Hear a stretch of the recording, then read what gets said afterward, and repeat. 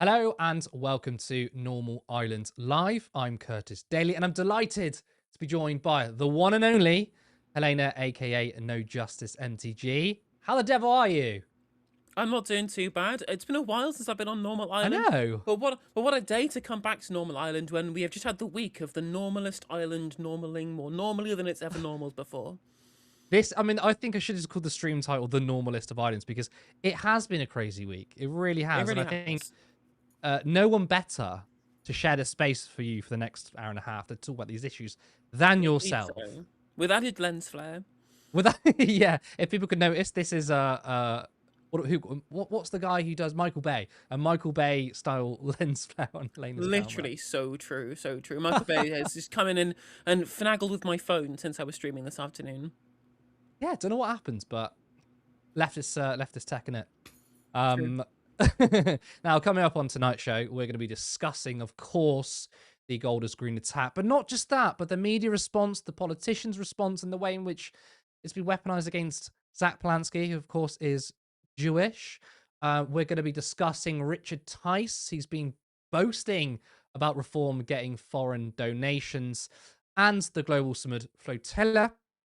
Israel has kidnapped more activists. They've released all but two. So we'll be digging into that. Remember to like the stream. And of course, go to turleftmedia.co.uk/support. If you enjoy our work, you can also become a YouTube member for 99p. Let's go to our first story. Does this feel like deja vu? Specifically, it feels like 2018 again. We are once again witnessing the extreme weaponization of anti Semitism. On Wednesday, two people were stabbed by a bus stop in Golders Green. The two victims were Shlomo Rand, 34, and Moshe Shine, 76. The suspect has now been identified as Issa Solomon, who has been known to the police since 2008.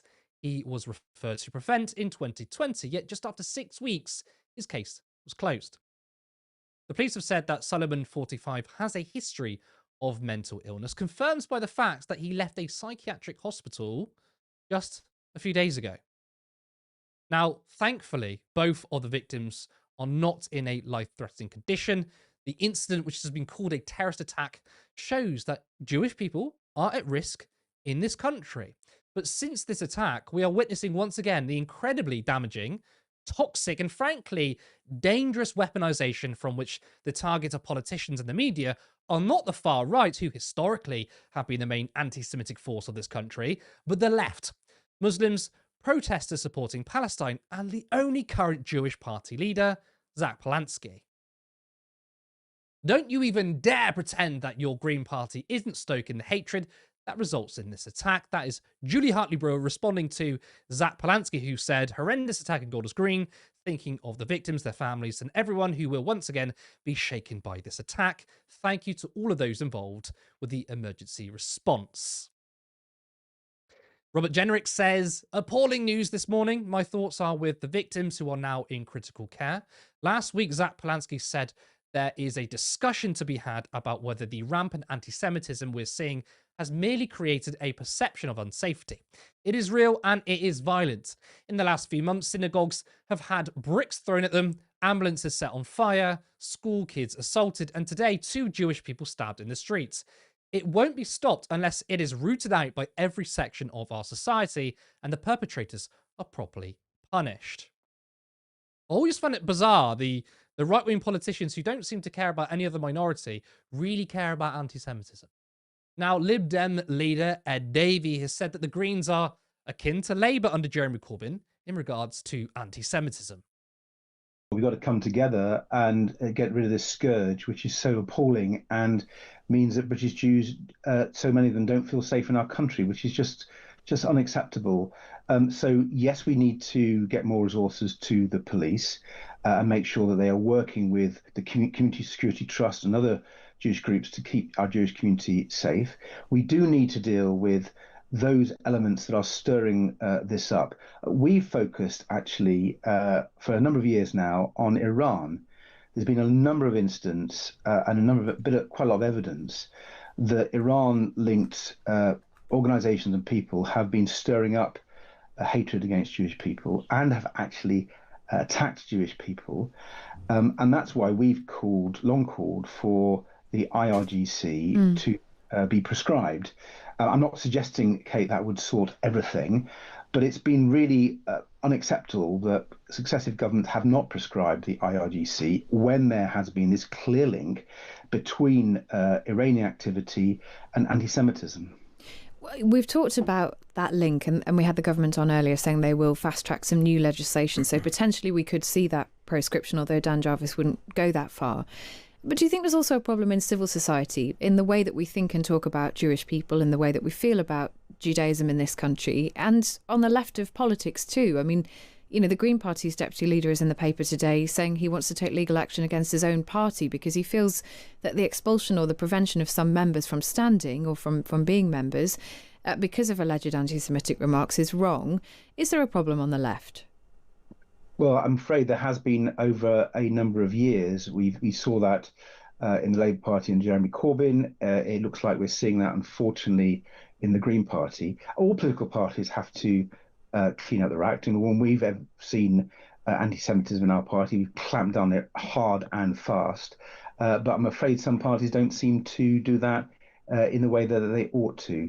And so there is a problem in some parts of society. But I have to tell you, I think there are many, many people who abhor what's happening and who want us to take tougher action, and all the actions, whether it's on the police, whether it's against the IRGC or other action. So I think the vast majority of British people in civil society are ashamed that this is happening and want more action. Once again, we are hearing pro-Israel voices to call for the shutdown of so-called hate marches.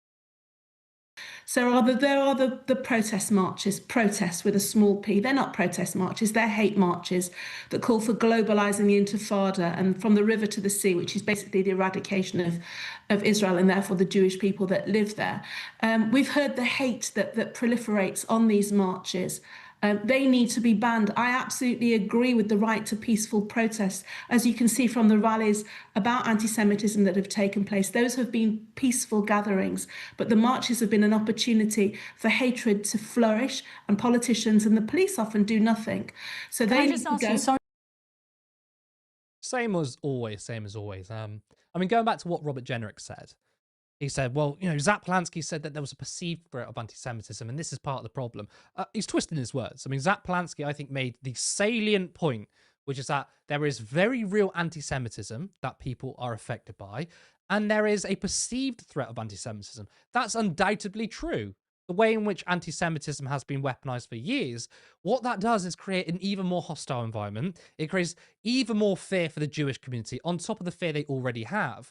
And what these people don't understand, the ones who conflate anti-Semitism and criticisms of Israel, is that they are contributing to the perceived threats, where sometimes there is no anti-Semitism. But when you fill that vacuum of, that's obviously anti-Semitic. Oh, calling Israel or what Israel's doing in Gaza is a genocide, is blood libel. That's adding something about, or adding a perceived threat of anti-Semitism. Zack Polanski was entirely correct. Now, following on from the attack, Prime Minister Keir Starmer addressed the nation. If you stand alongside people who say globalise the Intifada, you are calling for terrorism against Jews. And people who use that phrase should be prosecuted.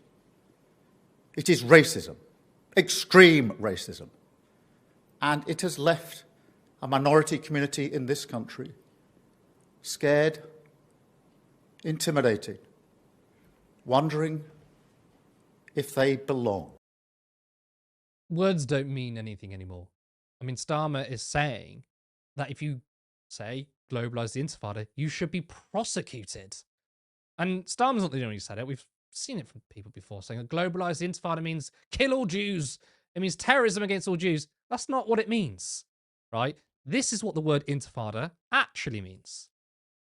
Intifada is an Arabic word meaning shaking off, commonly translated as an uprising, resistance or rebellion against oppression. It denotes a civil uprising rather than a formal revolution, primarily associated with Palestinian resistance against Israeli occupation, notably in 1987 to 1993 and 2000 to 2005. It is often used for popular movements. Since the Nakba, there have been 2 intifadas. The first intifada began on the 9th of December 1987. This was an uprising from Palestinians which included a mix of violent and non-violent protests, riots, civil disobedience against the occupied forces. It was the resistance against the brutal Israeli occupation of the West Bank and the Gaza Strip.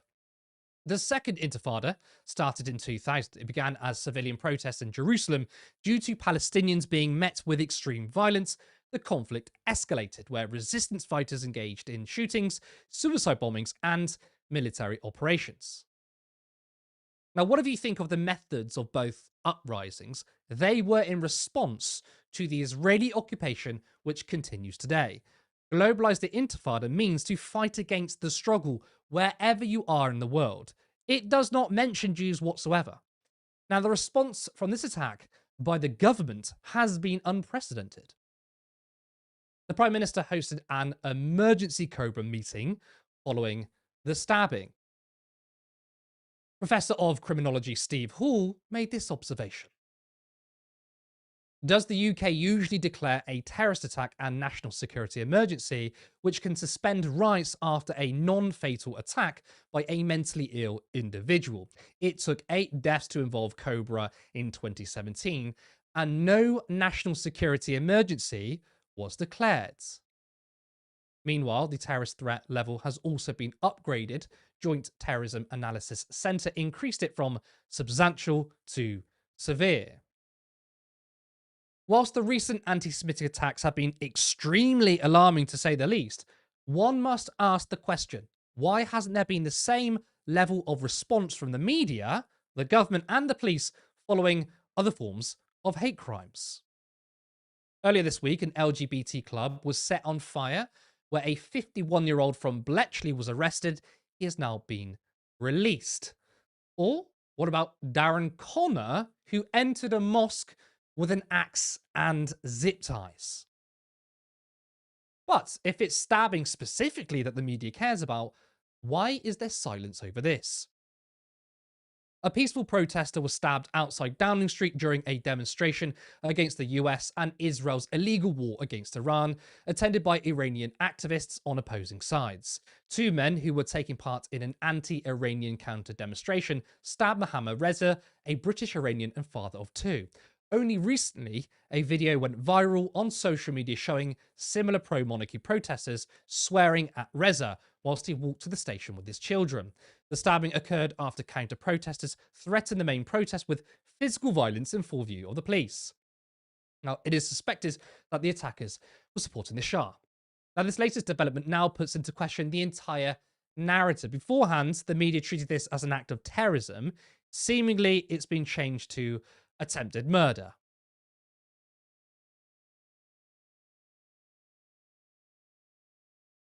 The video 5B. Who has been charged with the attempted murder over the stabbings that took place in Golders Green, North London. 2 Jewish men there, has been remanded in custody after appearing at Westminster Magistrates Court. We'll bring you more on that with our correspondent who has been camped outside Westminster Magistrates Court this morning. So we'll get more with her shortly. Owen Jones quote tweeted the previous Sky clip and said this.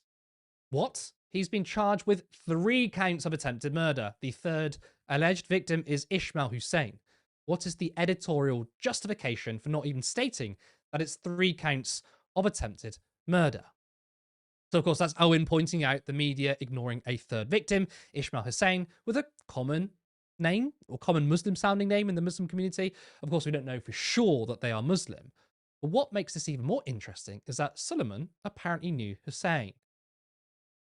Suleiman is also accused of attempting to murder Ismail Hussein in a knife attack at Hussein's flat in Southwark, South London, earlier the same day. Hussein was somebody that Suleiman had known for approximately 20 years. It is worth pointing out that Suleiman was stabbed in his home, or Suleiman made the stabbing of Ismail in the home, and then Suleiman travelled 45 minutes to an hour to Golders Green. Of course, Golders Green has a high Jewish community, so we can't discount that it's not anti-Semitic, but it adds far more layers and nuance. But media reporting on such incidents drive a powerful narrative. Responsible reporting is a must, which has been severely lacking. Just look at this headline from LBC. 100 firefighters at the scene after blaze breaks out near North London synagogue. Now, in reality, a residential property caught fire. It just happened to be near a synagogue, which was evacuated. The fire is not believed to be deliberate. And interestingly, a mosque is also situated on the same road, but no mention in the headline. Michael Rosen appeared on Jeremy Vine with a very refreshing and thoughtful take.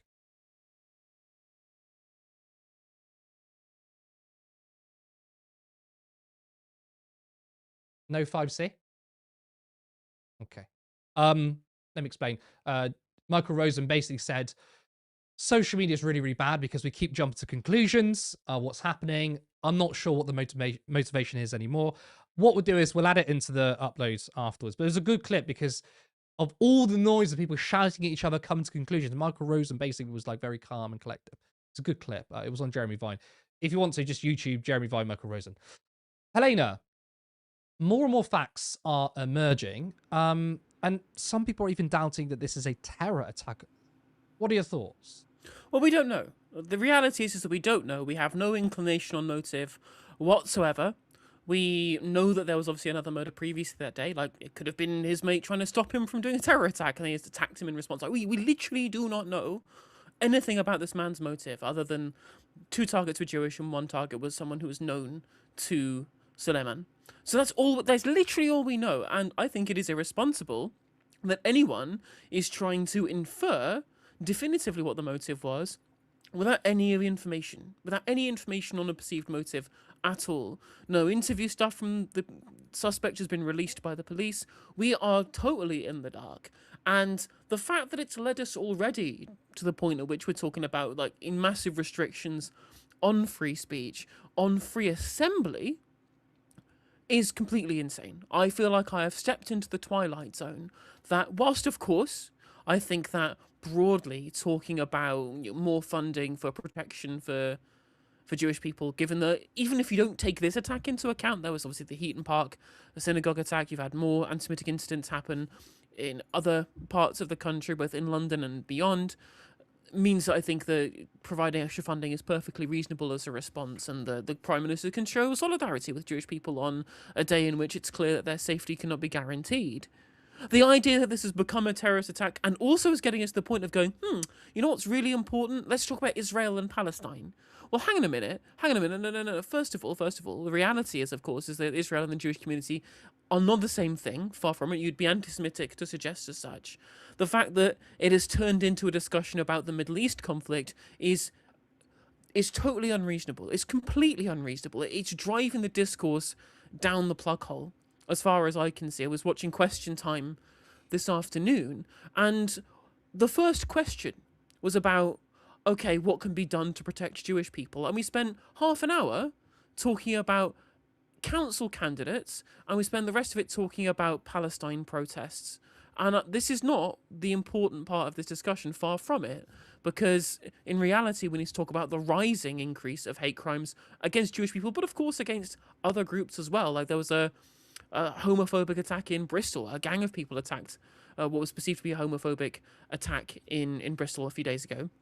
No reporting of this, no Cobra meeting, no calls of solidarity with the LGBTQ plus community from neither the Prime Minister nor from the media, because of course that there are certain kinds of bigotry that are acceptable as far as the media are concerned. It does seem to be that the only kind of bigotry that our media will even bother commenting on is when it happens to Jewish people. And obviously, it is correct for them to do so. It's an important fight, the fight against anti-Semitism. But the fact that it takes such a precedence against other things for the warrant such a gigantic national response, again, when we don't even know necessarily whether these people were targeted for being Jewish or not. I suspect it probably is incredibly likely to be the case. I'm not saying that it wasn't. I'm thinking that it's probably very likely. But we don't actually know fully. We haven't got full confirmation of this yet. And we're already making huge assumptions and making huge steps and huge leaps in terms of where the discourse is going without full knowledge. Because, again, there's a very easy narrative to be spun. And it's this narrativization that is the problem. I mean, I agree with you. Like, clearly there needs to be some sort of. I mean, I can see the argument for increasing support for the Jewish community, but I tend to think that like all kinds of hate crimes across the board is rising. It's just the attention to just the Jewish community. I mean, do you think potentially like calling it a national emergency, having a Cobra meeting, do you think that's disproportionate? Again, it's not. I don't want to downplay the severity of anti-Semitism, but Steve Hall did say there were 8 stabbings and another matter that didn't get a Cobra meeting. So is this disproportionate, especially if you call a national emergency? Some democratic norms could be stripped away. I mean, I think that the national emergency stuff maybe is going a bit too far, but calling a Cobra meeting when there are acts of political violence, I think, is perfectly reasonable. But I think that if we're going to talk about it, we have to talk about the political violence, the bigoted violence, the hate crime that we're seeing rise across the board. I mean, we've seen hundreds and hundreds of % increases in hate crimes against queer people, and yet no national emergency, no Cobra meeting, no calls from the media to clamp down on rhetoric that's perceived to be homophobic or transphobic or whatever. Like, none of this garners the same amount of coverage or as attention. I think broadly, if we're going to have a Cobra meeting, I think it's probably warranted given the level of increases in violence that we're seeing. But the fact that it's specifically focused on one community that, sure, it's on the rise specifically because of tensions potentially in the Middle East, but it's not rising any higher than it's rising in other parts of society as well. I think that having a hierarchy of what bigotry is worth commenting on and what isn't, I think is the problem here. Yeah, what I will say as well, whilst we're on the subject too,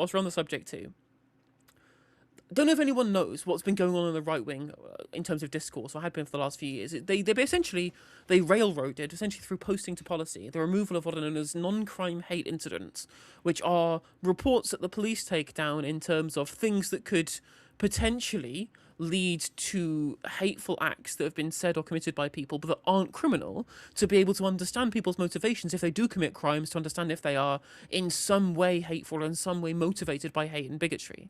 The right wing essentially got mad at this because they kept being noted down for non-crime hate incidents against queer people or against Muslims or whatever, and so the government's been forced into removing these in terms of how the police file. And yet this is the perfect thing that we would have needed in terms of someone like Suleiman, to be able to understand his motivations, to be able to know whether or not this was a hate crime or not. Removal of this nuance, removal of this information has led us completely in the dark. And of course, this would be really important given the threat posed to the Jewish community that we know when people have engaged in non-crime hate incidents or whatever. The question, of course, is do you trust the police to note these down correctly or to misconstrue pro-Palestinian sentiment is the issue. Yeah. I kind of agree with your sentiment that maybe there should be a national emergency and Cobra meeting about general bigotry and violence and knife crime. Like, I think that's something that should be looked at, not just one community. Let's go to another part of the story. Zack Polanski is under fire for retweeting an account that called the rough handling of the Golders Green attacker by the police. Now, the original tweet reads, so essentially, his officers were repeatedly and violently kicking a mentally ill man in the head when he was already incapacitated by taser. And that was then retweeted by Zack. Now, this is the video in question.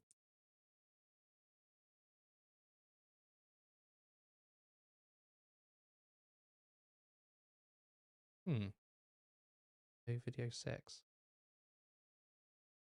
That's an important one. Let's get that quickly uploaded. Apologies for this.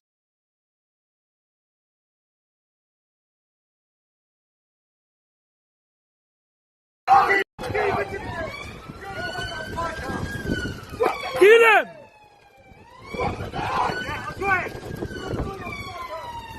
Bin Thomas. Kill him.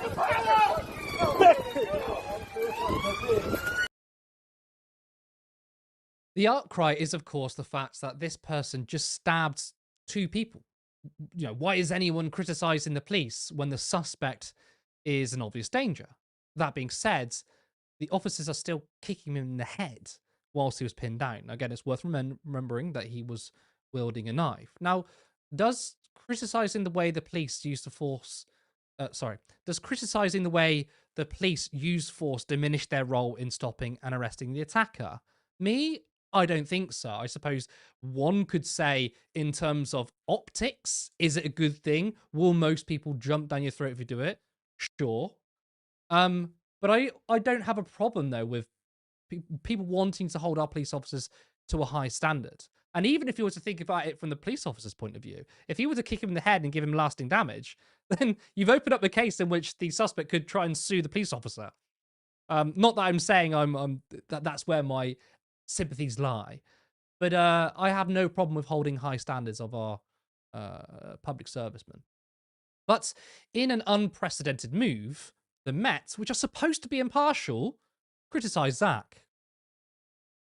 Apprehending violent and dangerous criminals is a full contact and messy task which may appear shocking to observers with little experience of policing in the real world, Commissioner Sir Mark Rowley writes to Zack Polanski. Alongside a written statement, Met Chief Mark Rowley has been doing the media rounds.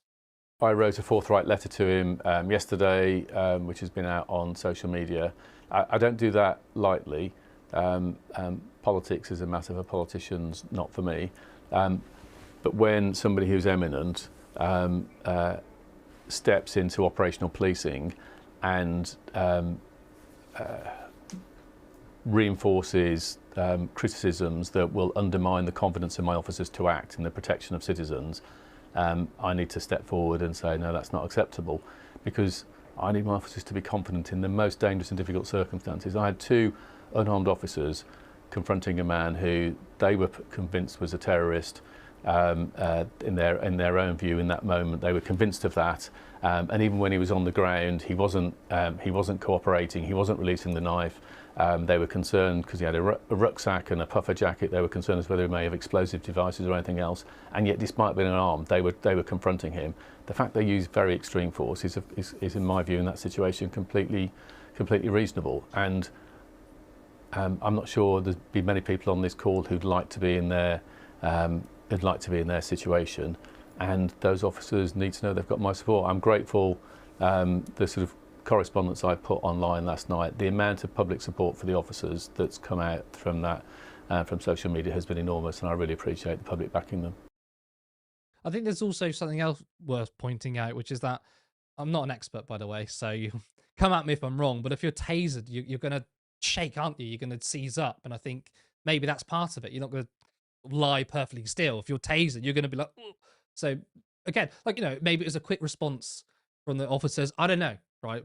But I don't think there's a problem going, okay, there's still a problem with that, whilst not saying that the stabbing is okay. I think often narratives are caught up in sort of black and white. It's like, oh, if you say that this probably wasn't the correct procedure, are you saying that you're okay with the stabbing? Of course not. I mean, that's outrageous. But look, whatever your view on Zack's retweet, it is absolutely outrageous that the police can single out a politician who was elected by tens of thousands of people to hold a leadership position with 10 days to go until people go to the polls. It's outrageous. So why the intervention on this matter? It's not like politicians don't often attack the police, as Ben McLean points out here. When Farage and others accused the police of two-tier policing, Rowley did also deny it. However, he didn't publish an open letter addressed to Farage or initiate a public statement, and certainly not in an election period. Equal scrutiny simply isn't applied to the right. And he's bang on, because we've seen some right-wing commentators say, yeah, go on, get him, Mark. Zack Polanski's an idiot. Yeah, well, just imagine GB News right now if Mark Rowley and the Met Police kicked off at Nigel Farage, did the media rounds and wrote a letter about how Nigel Farage is wrong about two-tier policing. They would have his guts for garters. They would lose their minds. But because when it's somebody else, when it's a political opponent, that's absolutely fine. And it's worth saying, as much as I despise Nigel Farage, I don't think it's appropriate for the police to intervene in what Farage has said, because the police have to be impartial. So why did they single Zack Polanski out on this particular thing? Well, it could be this. Declassified UK documented back in 2023 the close links between the Met and an Israeli think tank. Senior officers in London's Metropolitan Police Service have accepted invitations to address an Israeli think tank linked to its government and intelligence service Mossad declassified as found. Those figures include Mark Rowley, the MPS's current commissioner, and Cressida Dick and Sir Bernard Hogan Howe, two previous commissioners. A number of high-ranking MPS officers have also accepted gifts or hospitality from the Israeli embassy in London, despite MPS guidance stating that such offers should be refused. Once again, excellent work from Declassified, and it seems like a very sensitive spot for them. Now, look, you may agree with those who think the police were heavy-handed with the suspect, but in terms of optics, again, this could pose a problem. The right wing attacks those of us on the left as supporting our enemies is obviously ridiculous, but I think the perception of criticising the police after incapacitating a dangerous person who tried to kill two people might not be helpful. Now, Zack is a leader of a party that is becoming a serious electoral force, with every move under intense scrutiny. Now, since then, Zack has now apologised, Navarra Stephen Methan reports. Breaking, Greens leader Zack Polanski responds to criticisms from Met Police Commissioner Mark Rowley. Everyone in leadership has a responsibility for lowering the temperature at a time of such tension, and I apologise for sharing a tweet in haste. Police responses to emergency situations such as these do need later reflection in the right forums, but I accept that social media is not the appropriate channel for doing so. I've invited Mark Rowley to meet with me to discuss the police response and the wider issues raised in the letter. Now, again, I don't think Zack Polanski was wrong, and I don't think there's anything wrong with criticising the police. But I'm a commentator on the outside. I can pretty much say whatever I want if we're trying to win votes, especially in this particular era when you know majority of people are going to disagree with you. Again, there's an optics thing going on here. But despite this, Keir Starmer attacked Zack's retweet and said he's not fit to lead a party. Now, when I then see Zack Polanski come out and retweet or support a criticism of that, I think it's disgraceful. I have no doubt in my mind that those officers probably thought their own lives were at risk. And if you see the footage, there's a lot of people in the scene as well. Now, that didn't turn out to be the case, thankfully. But this is the thing about policing. And I learnt it firsthand in Northern Ireland when I was working with the police over there. I sat in the control rooms when they were making decisions about operational matters. You have to make a decision in a split moment according to the situation as you understand it to be. And for politicians to wade in, as Zack Polanski did, is disgraceful. He's not fit to lead any political party. Keir Starmer, go fuck yourself. Let me say it again. Go fuck yourself. First of all, Zack Polanski didn't wade in. He didn't intervene. He didn't comment. He didn't put out a statement. He literally retweeted someone. A reasonable criticism, and it was a retweet. And then he said sorry because obviously it looks bad. And you've got Keir Starmer, who, by the way, doesn't really give a shit. You know he's pandering so hard here. And he's attacking Zack Polanski, saying that he's not fit to be a party leader. You're not fit to be Prime Minister. You are currently aiding and abetting a genocide. Fuck off, mate. Helena. Again, lots of stuff to go through. We've acknowledged that Zack has a very good social media game. Is it time that he's a bit more careful now?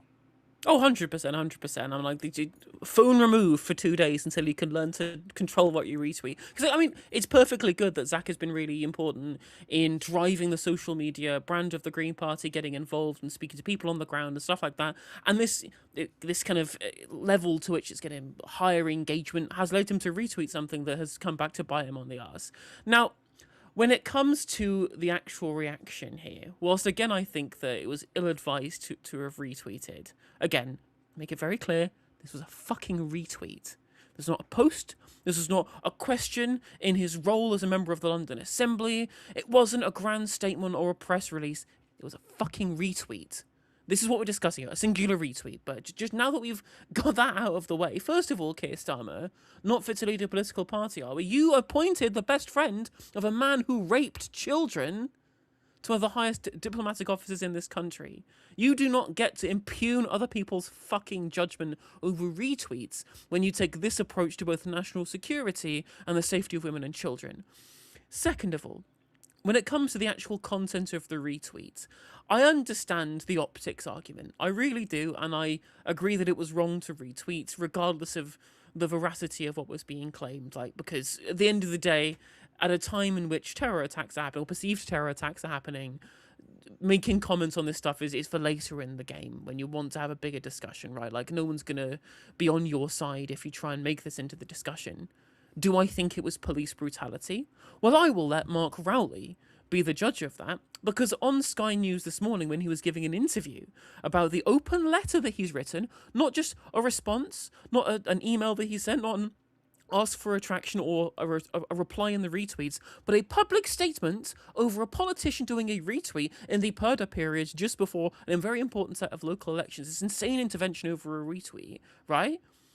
When he was discussing this on Sky News, he said, in most cases, this would have been unreasonable, but in this case, I judge it to be reasonable. As far as I'm aware, it's because, according to the Met press release they put out, the person who had the knife had actually attempted to stab the officers. They were genuinely kind of fearful for their life. Now, when you're tased on the floor and your muscles contract, it's difficult to drop a weapon. I didn't look like, to me, like he was moving. From the short amount of footage that we saw, it looked like an overuse of force to me. But I know that's not going to be a good argument for people who, again, are very scared of terror attacks, and indeed the police officers do have to take very snap decisions in very short periods of time. But the mere fact that Mark Rowley can acknowledge that in the vast majority of cases this wouldn't be reasonable, shows that querying those actions is also reasonable. The idea that this warrants the response is fucking insane, especially from what is supposed to be a politically neutral figure in the form of Mark Rowley, but also a politically neutral figure this close to the set of local elections, as I mentioned before. Mark Rowley should fucking resign. He should resign his post. This is not acceptable. This is not acceptable in the slightest, and he's admitted himself that in most cases this wouldn't be reasonable. And I'll make one last point on this. We have a thing called the Peel reforms in this country, the Peelian principles about what isn't good policing. And it's a model that's been adopted by loads of other countries because of how it changed British policing for, in my mind, the better from what it was previously. And one of those things is only using a certain level of force that is deemed necessary, right? And that will change situation to situation. The job of the police is to be scrutinised under those metrics. And it's perfectly reasonable for politicians to scrutinise that too, whether via retweets or via public comment. These are perfectly good things to scrutinise. And the fact that the reaction, the blood that has been spat over these criticisms from the liberals, supposed liberals, in polite society, who don't seem to understand that if those principles are dropped for people that you dislike, they can also be dropped for people that you like as well. In all cases, because there's only a suspect. Of course, they were holding a knife. It looked to me like it was very clearly was the assailant at the time. The police identified them, but it couldn't be it might be a suspect who isn't the assailant in future, and all of those justifications will be used yet again for people who don't deserve it. There is a reason why we have principles in place, even against people that we don't like and that society doesn't like, and indeed are doing bad things for society, because it is the rule that is important, not the act. If you're judging a morality of an act, it has to be judged by the rule that you set for everything, not by the individual act at that point in time. It's why we have laws, it's why we have protocols, and it's why we have procedure, to ensure that there isn't special cases made, because as soon as you make a special case in one time, you can make a special case in every time when those principles break down. That is the whole point. And self-described liberals should understand this, and they clearly don't. Well said. And let that be the last ever time Zack Polanski apologises. Even if he does something wrong in the future, don't apologise. Let's go to our next story. The cuck-in-chief has spoken after the government announced they would be cracking down on foreign funding to political parties, and after it emerged that Nigel Farage received £5 million worth of crypto from Christopher Harbin before the 2024 general election, something which he should have declared, but failed to do so. Richard Tice has been openly boasting about money in politics. Tice tweeted, "I'll fight Starmer's donor ban." Reform billionaire backer says, "Christopher is a real patriot. Thank you. Tories, lefties and establishment are terrified. Why they're so desperate to smear us all at Reform, now attacking our need for safety and security." In a Telegraph article linked in Tice's tweet, the Telegraph explains how Harbin will fight the decision. Christopher Harbin, the Thailand-based billionaire who was given more than £12 million to Reform, is widely seen as the main target of Sir Keir's proposed legislation banning foreign-based British citizens from donating to political parties. But in his first interview, Mr. Harbin said no government had a right to stop him making donations and insisted where there's a will, there's a way. He told The Telegraph that when he heard about Sir Keir's plan to block his donations, he thought, fine, in that case, I'll give even more money. Harbin lives in Thailand, yet Tice has called this man patriotic. Apparently, if you oppose foreign money being poured into our political system, that means you're not patriotic. Helena, surely people will see the obvious hypocrisy of Reform trying to sound like nationalists, but they've taken big money from foreign oligarchs. I mean, he's technically still a British citizen, but as far as I am concerned, if you're really a British patriot, you'd be sticking around and not moving to other countries to pay tax there rather than here, potentially. I do not buy the argument from these people that somehow these big donations can in any way be justified. It's also insane that people will just kind of say that Reform are a party of the people, despite the fact that basically all of their funding comes from oligarchs. It comes from people who aren't ordinary people. It comes from people who have totally different material interests to ordinary people. The ordinary people in this country who fund political parties would do so with small donations, and the party that does that the most is the Green Party, right? Like, the idea that this is in the national interest for people, again, whose main investment is in a cryptocurrency that specifically is pegged to the US dollar, which removes monetary sovereignty the more that other countries invest in it, is somehow patriotic. I find that very difficult to believe. Yeah, and actually, because I watched your Navarra, and you made a really good point about monetary sovereignty, which is like the ultimate sort of patriotic thing in a way is to make sure that you can look after your own country, you can invest in your own public services, and we are very lucky that we have currency sovereignty, which crypto is literally tied to the US. But that is part, I think anyway, part of the project to make the UK an even more of a cuck to America. Would you say? It's also to circumvent state power, because most cryptocurrency transactions are there to dodge the fucking tax man, right? So much of this is about starving public services, starving the actual state itself, right? And the thing is that it's super funny when it comes to the actions of the state is that the nationalist right wing, they do believe in the power of the state to be able to set culture, right? They allow that they're not very libertarian when it comes to how the state polices culture, but as soon as it comes to money and it comes to state spending and it comes to taxation, suddenly they have no interest in the role of the state. So it's a very kind of selective libertarianism. We're going to leave that story there as a quick one because we've got a third story to get through before we can get to the comments. As you know what I'm going to say, remember to like the stream, make sure you subscribe and hit the notification bell.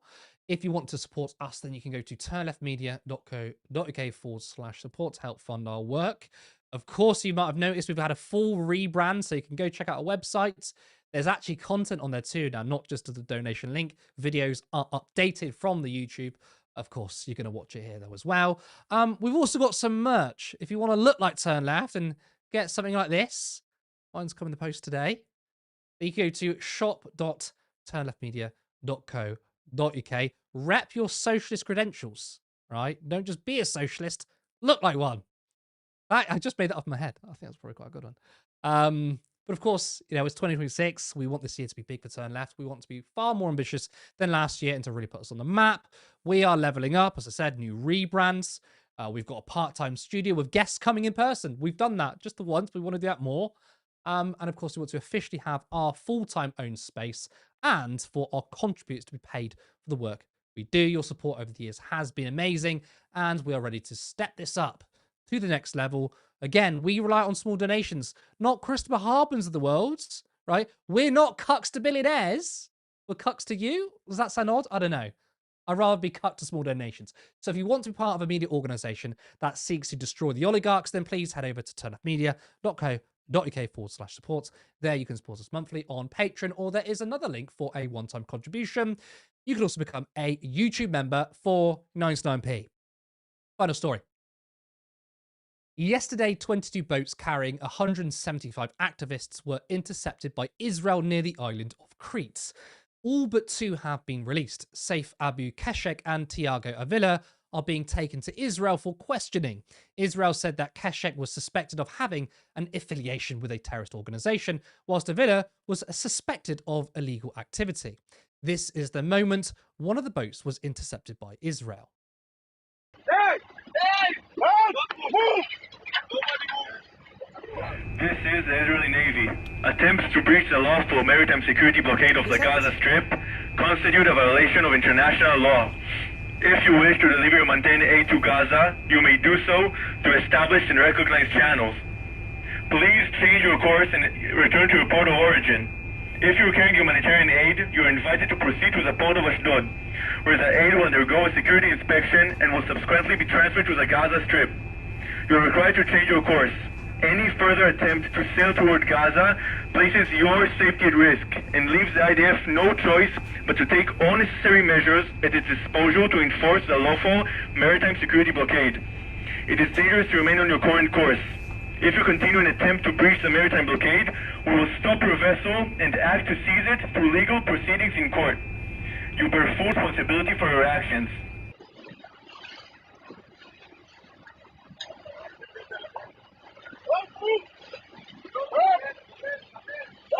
Slide the boat over the ground.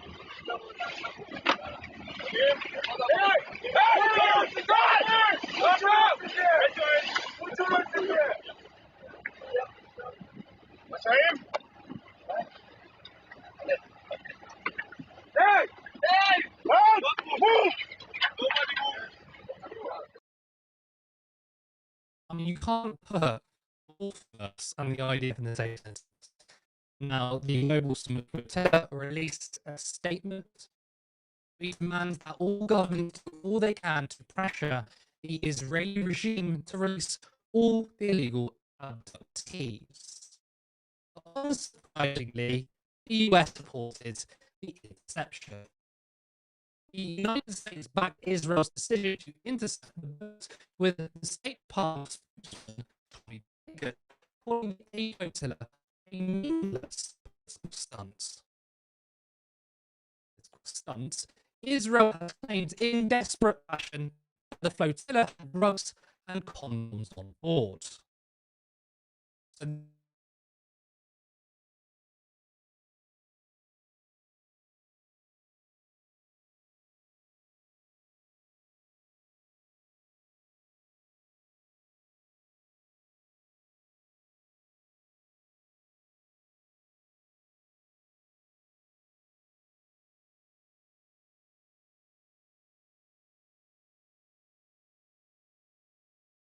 Helena, Israel intercepted these boats a lot earlier than the last flotilla, with two activists.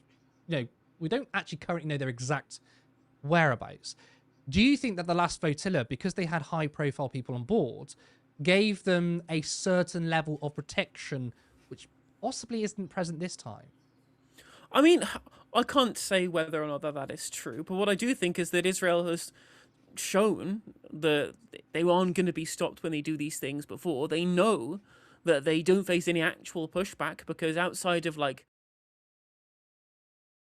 protection by Spain and Italy, which then diverted course very, very quickly, they know that they don't face any opposition to, again, abducting foreign flagged vessels, European flagged vessels, that approach the territory. They know that they can do it in international waters wherever it is, and so they are doing it earlier and earlier, which shows a level of brazenness, which again, every European country is allowing them to do so because they refuse to engage in even the slightest bit of pushback or condemnation or material action against not just what Israel is doing, of course, in Gaza and Lebanon, in which it's insane they haven't received any pushback now, but even when Europe's own citizens are being abducted by Israel, they didn't put up a fight, so Israel know they can get away with even more next time.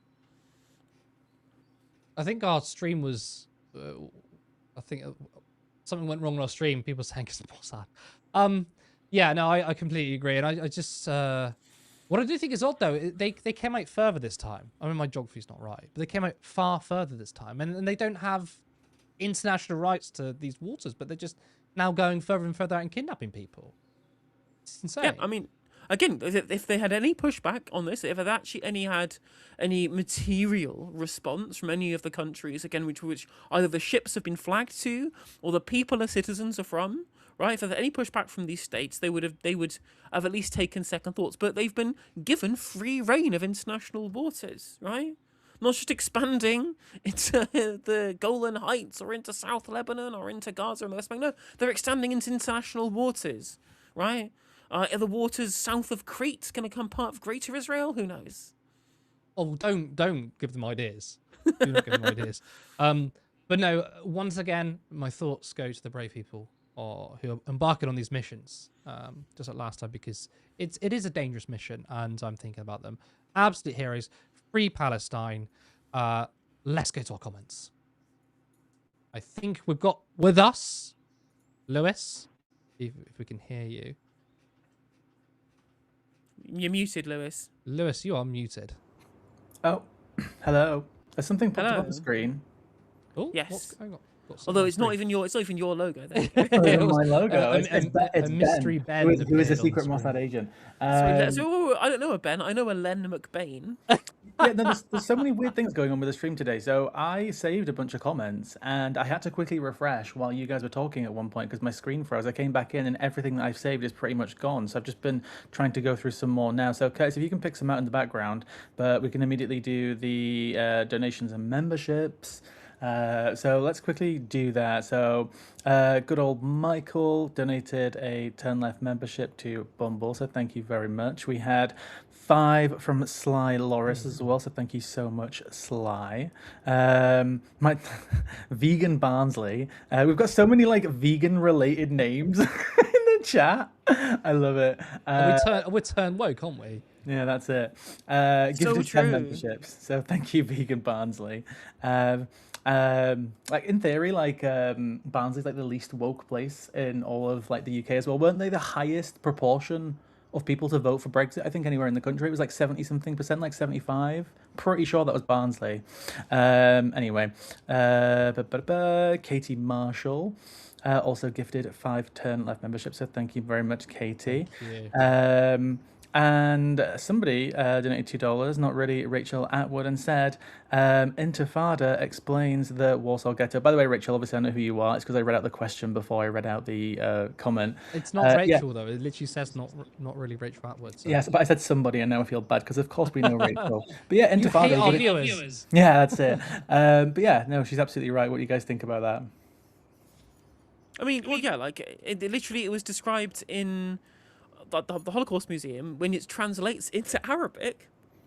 The Warsaw Ghetto Uprising translated to Warsaw Ghetto Intifada, right? That's the meaning of the term. Ironically, since somebody pointed this out, they changed it from the Warsaw Ghetto Intifada to the Warsaw Ghetto Mukawama, which means resistance. Funny enough, that's what the M stands for in Hamas. I remember, I think it was actually weirdly, I think it was Rory Stewart who actually explained this as well, about how like language is weaponized, and he was talking about how remember when the Telegraph were going after the BBC for them not translating the word that Palestinians use for Jewish people, because they don't use the word Israelis, they use the word Jews, so to refer to Israelis. Yeah. So they were trying to say that the BBC were like manipulating translations because they wouldn't translate statements where it said like, oh, we're going to take on the Jews. They would translate it to, we're going to take on the Israelis. But that is the correct translation because that's the word that they use for them. And it's just like these like linguistic battles will go on and on and on. Anyway, we got a lovely £20 donation from Ephra Wells saying thanks. After Michael Walker, I needed a saner response on this appalling attack. Any attack is appalling, but this also seems to highlight our need for good mental health services. By the way, Curtis, Southwark is pronounced Southwark. Oh, I pronounced it correctly. Did I say Southwark? Yeah, you said Southwark. It's Southwark. Southwark. More Like linguistic battles. They continue. I used to say, do you want me to say Bicester? I used to call it Bicester. Bicester. Well, there's so many places like that in this country, like Chumley or Wisbech or Hartlepool or. I blame our country names. I mean, there is a village on the coast in Norfolk, which is pronounced Haysborough. It's spelt HAPPISBURG. I swear this is true. Yeah, you can't blame me when you got stupid names like that. Is it like Towcester is pronounced toaster or something like that? Yeah. Really? Yep. Yeah. Yeah, it is. Yeah. Really annoying. Yeah. So I've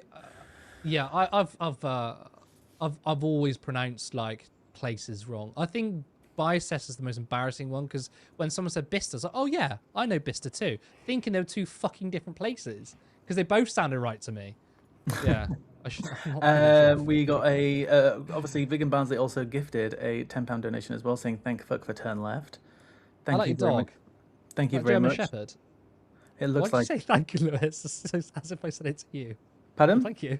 I sounded like you talk and you said thank you. I was like, I wasn't talking to you, Lewis. No, I said thank you for the donation. No, you said thank you because you thought I was saying thank you to you, didn't you? Are we going to have a battle now over, like, is it a German Shepherd or is it an Alsatian? Is it Alsatian? Is that the other one that looks similar? No. Yes, I don't know. We also got a 50 turn left memberships from Jacob. Thank Wow, you very much, fucking Jacob. That's a hell. big 50 one. gifties. 50 We've achieved full gifties. Thank communism. Yeah, we've now happy communist states. Thank you. And Grand Dude became a member. And also Deasoli also donated a turn left membership. So thank you very much. We had Grand Dude donating 10 turn left memberships as well. Thank you. Everyone's Grand being very Dude, what a generous on the name. Friday. It's the bank holiday Grand weekend Dude. spirit. Everyone's I feeling love good. that. I love Grandy. It's great. Oh no, I've been asked to pronounce something. Oh, with a £2 donation to Katie. Who's going to correct me though? Milgavi? Surely. Is it like a ñ sound, like a milgavi? I don't know. Does anybody know, Helena? I am not. Well, you can't make me try and pronounce this word. How do you pronounce? I'm gonna have to Google this now because we've got the. It's a Scottish town. Okay, that might give some indication. Milgai. Okay, Milgai. I can see that. I can see that. Milgai. There we go. Thanks, Google. Right, back to normal comments. So obviously we had lots of response to obviously the first kind of like 2 uncombined stories. Do you want me to still flag comments, by the way? Yeah, if you can keep starring them because they all just disappeared for me. Yeah, cool.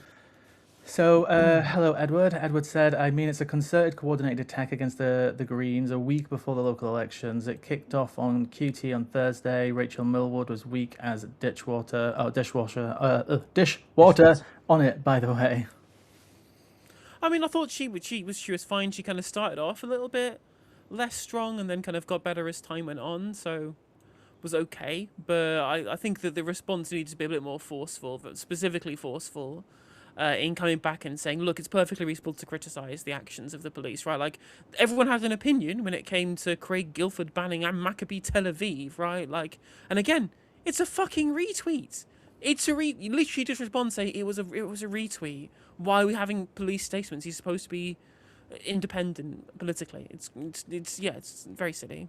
Yeah, I didn't watch Question Time, so it's hard to comment, but Rachel Millward's style is very, very different to Zack Polanski. I mean, one could say she's kind of like the Caroline Lucas cabal of communication style, which, to be fair, I think Caroline Lucas is more forthright than Rachel. To be fair, I think that Caroline Lucas on Question Time, like a few weeks ago when she was on, she was very, very good. But at the very least, like I think it's okay to balance out. Like, it's okay to have Zack being the very brash populist person, right? Maybe it's okay that you've got Rachel to be a bit more, I don't know, like maybe there's some people who don't find themselves convinced by Zack Polanski. Maybe they like the nice aesthetic of the Greens. I don't know. But yeah, her style was less aggressive, to be fair. True. But again, you can't give these people an inch, otherwise they'll just take a fucking mile, which they are already doing. Yeah, that's So do you think Zack was wrong to... I mean, did he completely apologise or sort of clarify? Do you think? I mean, he didn't necessarily. He apologised for getting involved so quickly, but he didn't specifically say that the comments were incorrect. Yeah, because to be honest, I read. I think my mind's been changed already, but I read his initial thing and I thought it was a fair thing to say because it was kind of like maybe I shouldn't rush in and judge something, especially on social media. So like I thought his comment was fair and he didn't completely capitulate. However, what Ben was saying to me earlier, like you can never even give an inch, you can never apologize because they then expect that every single time. So I really, really hope that's the first and last time he does it. Yeah, but that's the thing though as well. They've decided to direct all this attention towards again blaming the left, and as you guys were talking about earlier, and as I've mentioned separately as well, that all the domestic homegrown attacks. When I say homegrown, like a lot of these attacks that have been done by Islamic extremists have been tied back to ISIS or Iran-linked groups. All the domestic attacks have been linked back to right-wing extremism, and again we hear very little about this. I've done multiple videos over the months about how some literal attacks that are foiled are not even covered by the right-wing media. And it continues to be that way. And as Becca put as well, they don't give a fuck about actual British Jews. They just want to weaponize anti-Semitism to vilify Muslims or Iran or other groups. Absolutely true. I mean, there definitely is a lot of weaponization, but there's a lot of very sincere commentary both in the media about the nature of anti-Semitism, which I think is clearly on the rise, not just in terms of attacks, but rhetorically as well. The issue, of course, is that there are plenty of people weaponizing this to attack political causes rather than to talk about anti-Semitism as an ideological position. Probably fair to say, there is a decent political commentary out there, but it's been drowned out by the people who choose to weaponize it. Definitely, it's hard to find sober, reasonable, thoughtful commentary on this when it's been flooded with not just the voices of Julie Hartley Brewer, but even the people that get on Jeremy Vine and stuff. I just think the entire media has been flooded with lots of pro-Israel voices, and there's not enough anti-Zionist Jewish people being platformed. I mean, Bundism as a movement was the biggest Jewish movement politically in Europe until 1939, right? There's a huge history of Jewish anti-Zionism, and it's been cut out of the conversation entirely. There's outside of Zack Polanski, you don't see any mainstream Jewish people who take this position. Of course, it is a minority position now in this country. It is a minority position, but it's been a growing one in recent years. And whilst everyone can accept most Jews in this country as Zionists, the idea that somehow that means that should be the only viewpoint that gets platformed, again, all this does is make the discourse worse. What also makes the discourse worse is when in the wake of this stuff, right, again, where we still don't know the motive, I'll make it clear, it's likely anti-Semitic, but we don't know the exact motive. What we have got is people on the media going, well, all of this started under Jeremy Corbyn. Jeremy Corbyn is the one to blame for the anti-Semitism. As if this country wasn't incredibly anti-Semitic before 2015. We were all extremely woke in 2015. There was no anti-Semitism whatsoever. Then Jeremy Corbyn was elected leader, and he just waved his magic grandpa wand and went anti-Semitism. Look, I mean, I don't think it's incorrect to say that anti-Semitism has massively increased since the October 7th, 2023, right? Whether that is due to genuine anti-Semitism or whether that is down to the actions of Israel being improperly tied to the British Jewish community by ignorant political actors and or malicious political actors, which is causing splash damage to Jewish people in this country who are in no way related to it.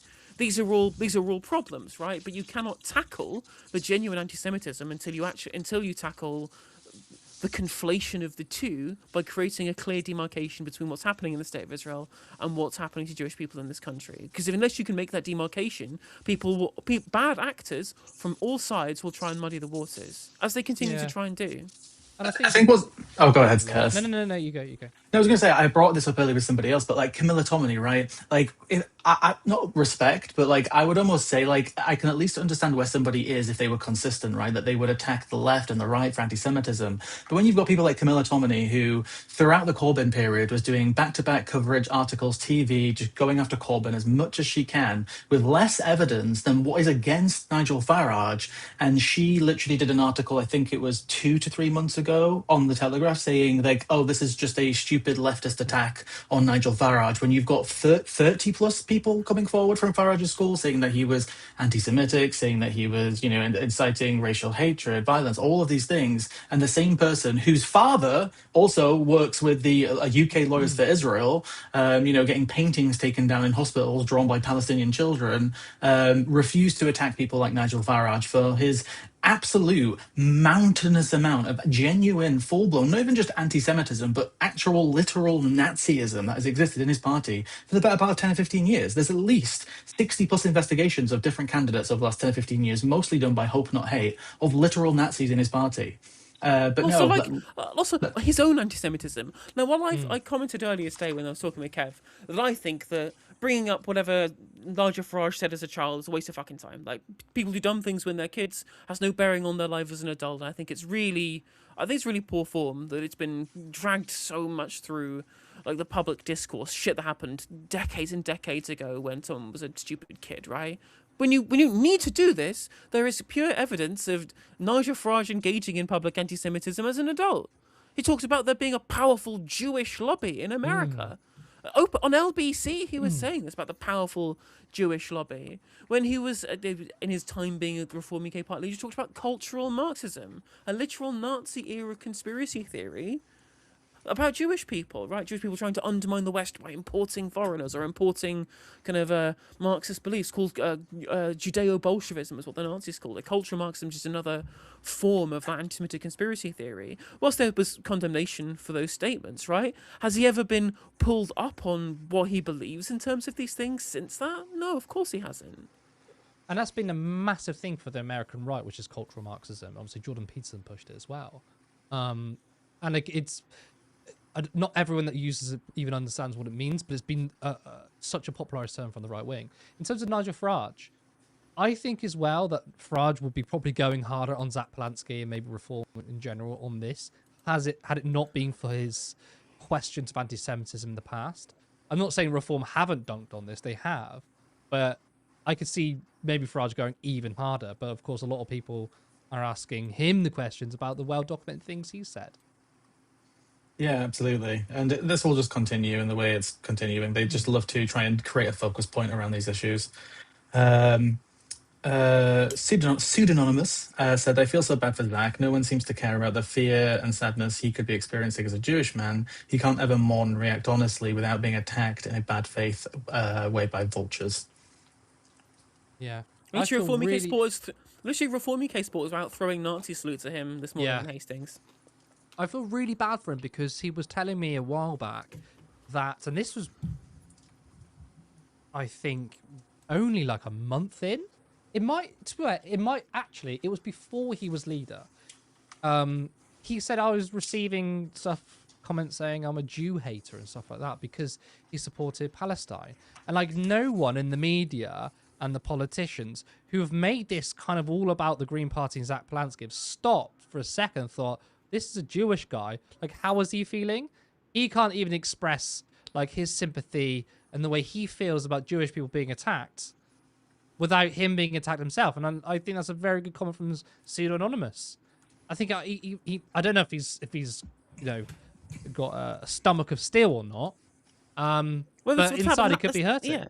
Well, this happens to anti-Zionist Jews in the media all the time. Yeah. Remember that interview that debate that had on Talk TV between David Menzer, the former chair of Labour Friends of Israel, spokesperson for Benjamin Netanyahu, war criminal Benjamin Netanyahu, on Talk TV with him and James Schneider. I was like, you love evil Hamas. Like, again, it was just the level to which the anti-Zionist Jews get targeted, like more than other like pro-Palestinian voices. Again, to show the real rot of the discourse. It really is. That was really one for the ages, though, David Menzer versus James Schneider. There's a reason why I turned David Menzer into an emo. I think I did a video on that, and the thumbnail I got David Menzer's face and turned it bright red. It got smoke coming out of his ears. Really dumb shit, but I love it. But I mean, it's part of a wider point, which James Schneider continually gets attacked for being a Jewish man who doesn't support Israel, and that's been the case, right? I mean, like I follow a lot of Jewish anti-Zionist people on TikTok, and their comments are always flooded with people calling them capos, calling them self-hating Jews, calling them ginos, right? Like you get it. It happens so frequently. No matter how well articulated their anti-Zionist positions are, I've learned so much from these people. If there's one thing that the heightened salience of the Israel-Palestine issue has become, it's taught me so much more about Jewish people that I never knew before, and it's made me a much more world-weary person. Yeah, and I think because I don't know if it was JVL, Jewish Voice for Liberation, that were talking about this, and Naomi Wimborne-Idrissi, but she was talking about inside the Labour Party, there were people calling, like Jewish people calling anti-Zionist Jewish people capos, which is like the most insidious thing you can say, because obviously capos is basically saying those who sold out for Hitler. Like, it's the worst possible thing you can say, and you had that against like people inside the Labour Party were doing it. It was really, really sickening. Even what I've seen is people want to talk about Jewish supremacy. You want to talk about Jewish supremacy in the context of like Israel and their government. Of course they believe that. But I saw and I called them out as well. They said that Zack Polanski was a Jewish supremacist. I was like, there's no evidence of that. You're just now assuming he's a Zionist or extremely pro-Israel simply because he's Jewish. Don't matter the fact that he's literally called out Israel's war crimes and the genocide over and over again. He made that part of his leadership campaign. Like, it was quite a big part of it. And I think if you are not willing to accept that any Jewish person cannot be anti-Zionist, and you call them a Zionist, that's definitely anti-Semitism. As KBC actually says as well, the invocation of George Soros, like, we are all against billionaires. Billionaires' influence is bad, but when it's like, I'm going to ignore Elon Musk, who's going to be the world's first trillionaire probably, and talk about like George Soros, who obviously is very rich by our standards, but like by Musk's standards isn't as rich, and the right wing only talk about him, is it because he's a billionaire or is it because he's Jewish? Oops, sorry, I was just browsing for more comments. People were having more conversations actually about Rachel. There was a lot of comments on Rachel saying that people were there's been multiple comments calling her like a briefcase, like a briefcase green. That's unfair. Chip Diamonds 2 said Rachel is somewhere between a Caroline Lucas and Adrian Ramsey. Not full briefcase, but not radical enough to be out of briefcase territory. And then somebody actually donated £5 and said justice for Rachel Millward. To be fair, that's a donor after 50 gifty. So Jacob's really wanting to. I mean, what I will say. I did vote for Annie Stafford Townsend in the leadership election, but you know, Rachel's been really good. I mean, she's certainly someone who knows how to speak. She's certainly someone who has public speaking experience. And I think people's comments on her being like a briefcase, whatever, I think that's really unfair.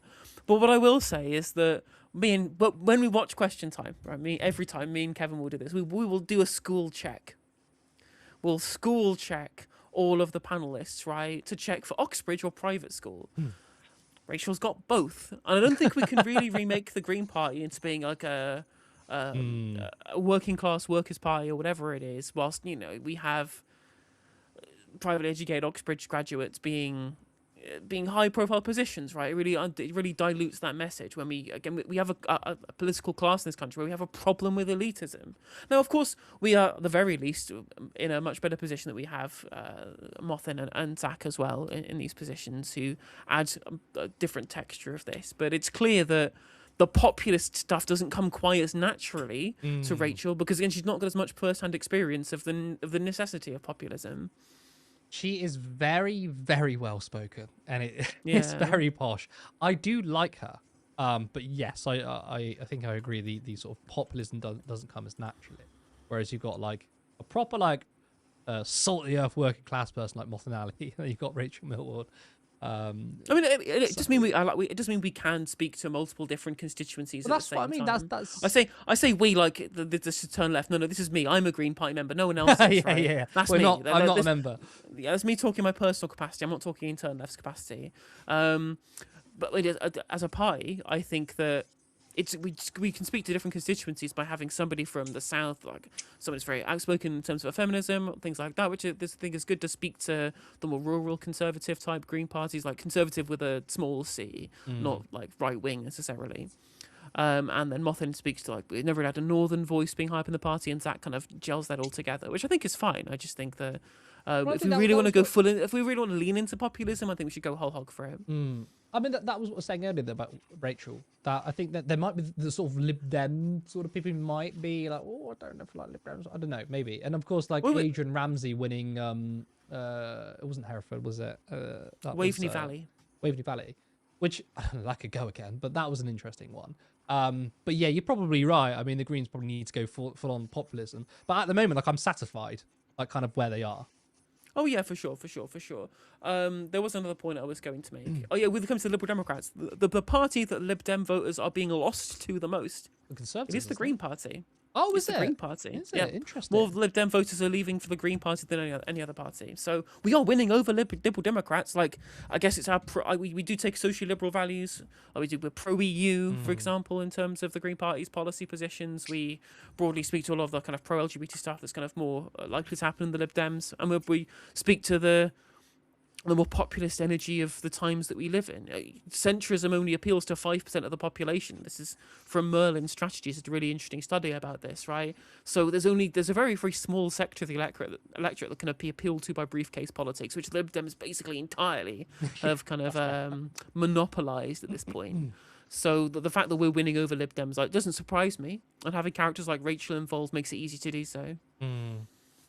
Well, I mean, what is true though, I think, is like ex-conservative voters who can't stomach Nigel Farage and reform. I think there's a very small window of those. I mean, I know, just a personal anecdote, I know someone who's like, they're a staunch conservative, capital C conservative, but do not like reform or Farage, and for the first ever time at the 2024 election, vote for Lib Dems. They still got the briefcase centrism, haven't they? So they, you know. But fine, if ex-conservative voters want to go to Lib Dems and then Lib Dems voters want to go to the Greens, fine. So I want to bring this up because obviously you guys talked about the crypto story. So J Cash said nothing stinks more than a multi-million crypto donation to a political party. Now, I know I'm not the host or the guest today, but I just wanted to fill in a very quick hole because I've been helping investigate a lot of these people over the last few months in the background. And Tom Bird just published this the other day, so I can talk about this. But there is a picture of George Cottrell, Nigel Farage's lovely little convicted money laundering aide in America. And there's a picture of him with Christopher Harbour, Nigel Farage in Thailand. And Tom Burgess published this entire article the other day. Now, what's important to know is that, and Tom Burgess says this in the article, is that George Cottrell has been accused of money laundering cryptocurrency in Montenegro. He's been working for the main political party there. And he runs out of a casino which is attached to a Tether betting system. Now, Tether is the cryptocurrency which Christopher Harbour operates under as well. He has like 12% shares in the company that oversees Tether. So there's a picture of literally Nigel Farage, a convicted money launderer, sat with the Tether Lord, who is currently, so far, given in total over the last 10 years, close to £30 million to Nigel Farage / the Reform Party, while George Cottrell has been at his side during that entire period. Now, I can't say, guys, that there's anything going on there. All we can do is just say that is what's happening. That's the people who are operating around Nigel Farage and his cryptocurrency. And this is why the government... Go ahead. No, go ahead. Well, in general, right, even if there's nothing like dodgy going on, the fact that Nigel Farage is using his platform to promote Tether, which he literally did on LBC, he literally, apropos of nothing, brought up specifically the cryptocurrency Tether and the concept of stablecoins in his interview with LBC with Nick Ferrari. This was before we knew that Christopher Harbour had donated to Reform UK, by the way, and obviously before we knew about this latest donation that's been revealed from 2024, and he just brought up Tether out of nowhere. Now, whilst Tether is a stablecoin, so you can't increase the value by pumping liquidity in, which is how cryptocurrencies maintain their value, is by extra liquidity being put in and then it increases it. The fact that it's pegged to a certain value isn't necessarily about the actual value of the coin itself. It's about liquidity into the system so that you can pull cash out. Every single person who buys into Tether puts more actual dollars in so that the people who own the actual Tether currency exchange themselves, the people who are invested in the actual currency who own it, and Harbour owns a 12% or 12% of his net worth is invested in Tether, means that he can turn that into real money to spend. The only way that cryptocurrency has value is by putting real dollars in, putting real cash in, so that people who have existing holdings can be able to pull out. As soon as you start pulling out, the value of the whole thing kind of collapses, which you can't even do with Tether because it needs to maintain a certain value too, so it requires cash in, cash out all the time. That's why the promotion of Tether is so important for Nigel Farage, because it requires new buyers to be able to expand the pool of people who are involved in it, for the people who own it to be able to pull value back out. And just to show you how much of a horrible, shady character George Cottrell is, when he was a part of the sting operation in America, when he got arrested, and by the way, when he was arrested, he was with Nigel Farage and Isabel Oakeshott. because they just went to like the Republican convention. When George was a part of this sting operation, they told him to send money from A to B, right? And when he got involved, he then tried to extort his own traffickers, who were secretly the FBI, and said that if you don't give me 80 Bitcoin, which at the time, 130 Bitcoin, which at the time was $80,000 or something, that he would then report them to the FBI. But then he didn't know that they were the FBI. So he tried to not only money launder for what he thought was drug traffickers, and then he tried to extort his own drug traffickers with Bitcoin. So he's literally a money laundering Bitcoin millionaire who's and that was the other part of Tom Burgess's story. The company that Christopher Harborn set up in Montenegro is the same address as George Cottrell's lawyer in Montenegro, and they just said it's a coincidence he has lots of clients, but there's nothing going on here at all, guys. Nothing going on at all. You confirm you're not suicidal, are you? No, not recently. But yeah, I've been investigating some of the weirdest and shadiest shit that I've ever come across in my life over the last few months. Like, your story about the Kazakh billionaire family funding Farage with the links to the IRGC was crazy. Was that the one that I posted yesterday, or the one that I posted months ago? One that we posted months ago. Oh yeah, I posted a follow-up yesterday, but I can't legally talk about it on this channel. That's all. The video's been restricted on the FYP. Has it? Interesting. Yeah, it got restricted. I decided to disclose something. I can't advertise it on here. I don't want to get turned off. That's fine. Okay, no worries. We'll leave that. We'll leave that. We'll leave that one there. What I will say, J Cash, whilst you're up with your dono on the screen there, I'd like to say a wonderful meep meep for the profile picture.